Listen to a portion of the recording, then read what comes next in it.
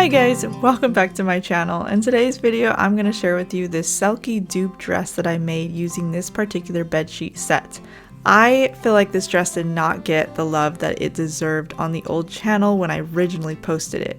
I had a lot of vlog footage and behind the scenes on that one, so if you want to see it in more detail, you can go to that video as well, and I'll put the link down below. I spent just under $19 getting this set, and it was a California king size.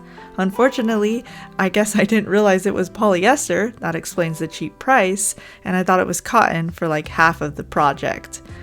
This dress was definitely inspired by the selkie dresses. I was seeing them all over Instagram for so long, and I loved the look of it. And I just thought, if I could have one of those for myself, I feel like my life would be complete. So the first thing I did was start with the skirt. I folded the flat sheet twice so that I had 4 layers, and then I cut my waist part out, and then I measured about down to my knee to get that length, because that's kind of where I wanted the ruffle to start when I did the bottom tier. In order for me to make it, I really observed the selkie dresses, and as you can see in the video, I'm just cutting all these rectangles. Basically, all these long rectangles are going to be the ruffles for the skirt.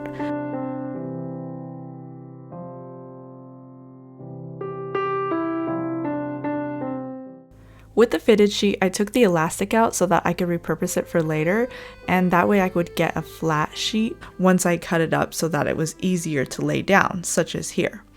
I then allowed that to give me more rectangles because, I mean, we're gonna need all the ruffles we can get. I did a lot of calculations, and that is also in the original video, so again, if you kind of want to know more and go in detail, click on that video, but otherwise, let's move on. So I made this sleeve pattern by just basically stretching out a normal sleeve pattern, and that way it can mimic the big giant puffy sleeve.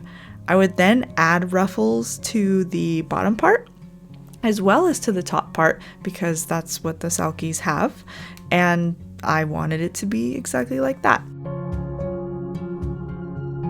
Originally, I was going to go with the bustier bodices like you see on the selkie dresses, and I thought, okay, that's exactly how I want it. I just want to copy the dress, like, let's see if I can do it.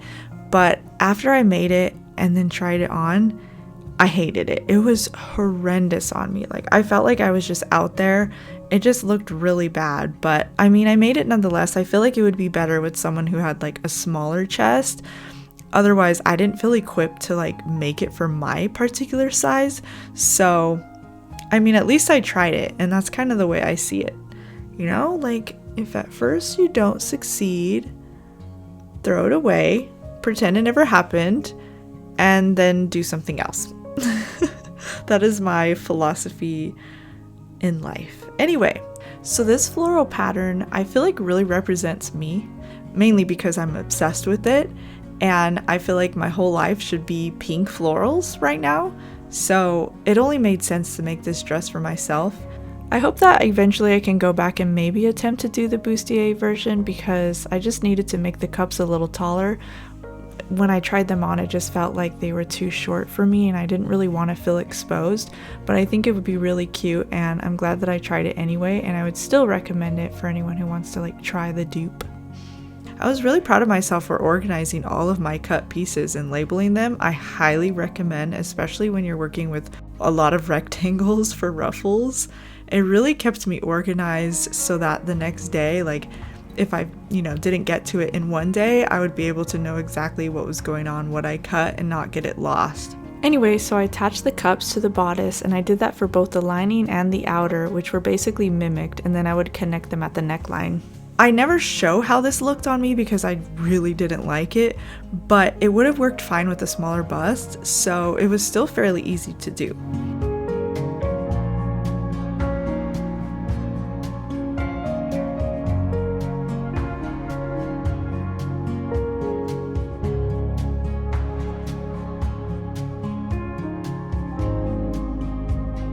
Here are the little ruffle strips. I used those to go along the top of the sleeve as well as the bottom, and I had to learn, I think they're called felt seams.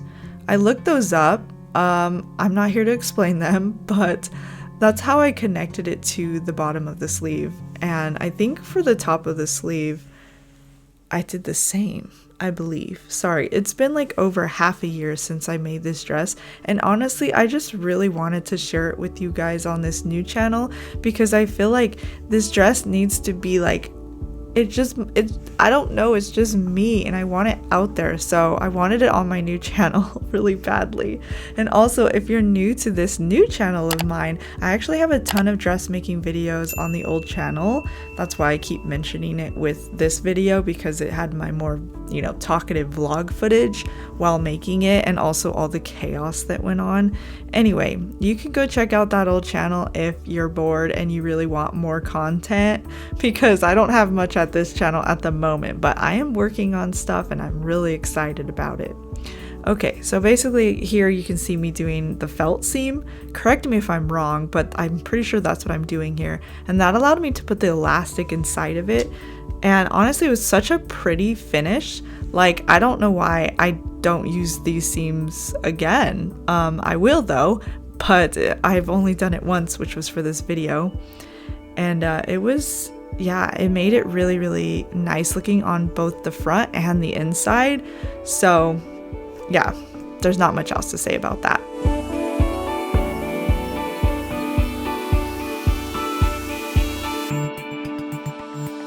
After I got the sleeves connected to the bodice, I tested it out on the dress form and I was like, oh, it looks so cute, I love it. But that was before I tried it on. Anyway, I also had cut the circle skirt for the top portion of the tiered skirt.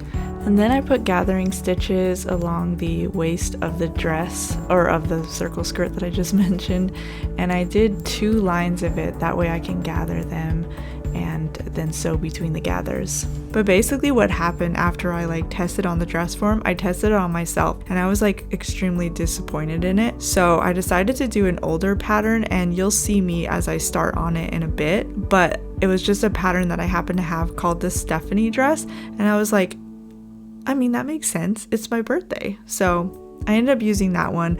It's more of a sweetheart neckline, and I knew that I would use boning, which, by the way, I just started using spiral steel boning, and I kind of wish I had it at that time, but unfortunately I was using the plastic Ridgeline boning. I think that's how you say it. I might be pronouncing it wrong, but anyway, we'll get to that later. So I had the new bodice, had to start over, put all the seams together. I made this bodice up, so it's not a pattern available. In fact, none of these things that I'm doing in this video will be available as a pattern because I'm not quite there yet in my journey to be able to make user-friendly patterns, I guess you could call them. I'll make the shape just in my size and that's it. I've tried to learn grading, but I haven't quite gotten there yet.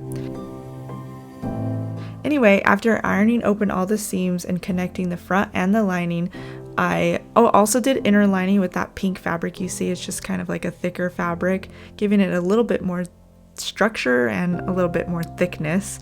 So I actually had to undo the sleeves from the old bodice, and I forgot to attach them before sewing the lining on, so I ended up just attaching them on the outside.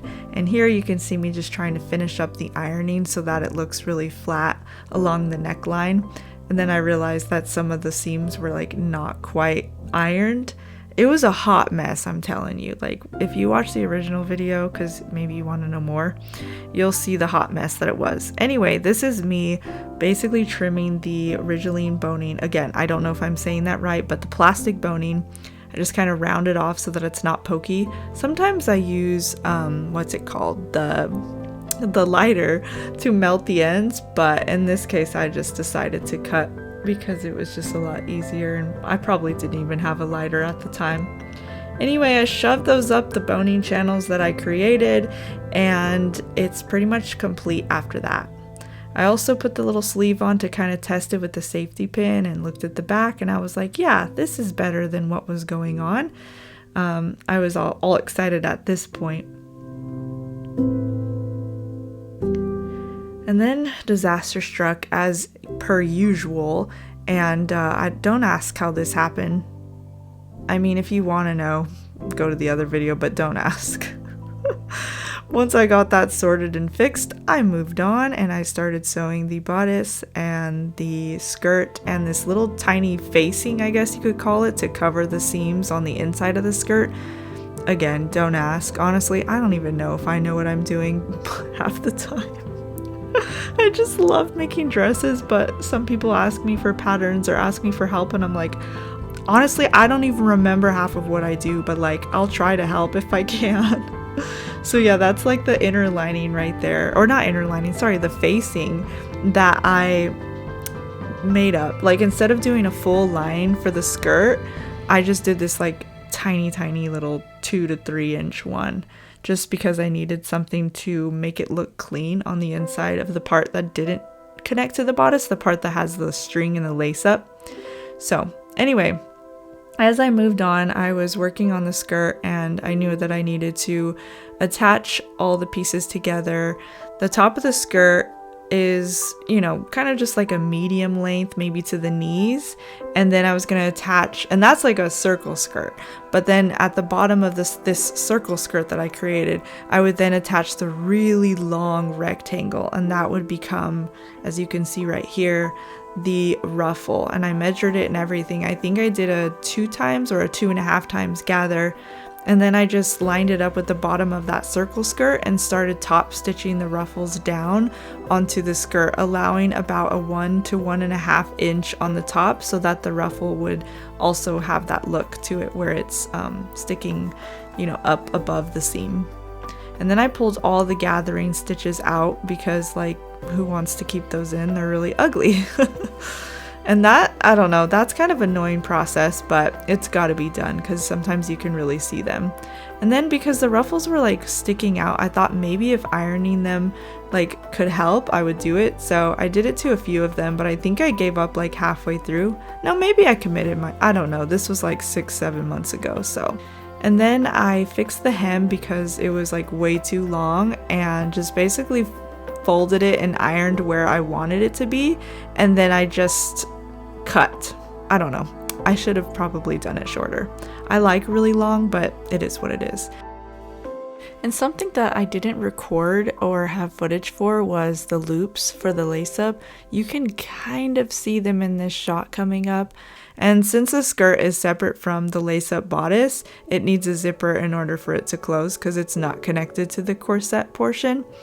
But yeah, I put an invisible zipper, and I think it's the only pink I was able to find in my stash, but it worked out fine.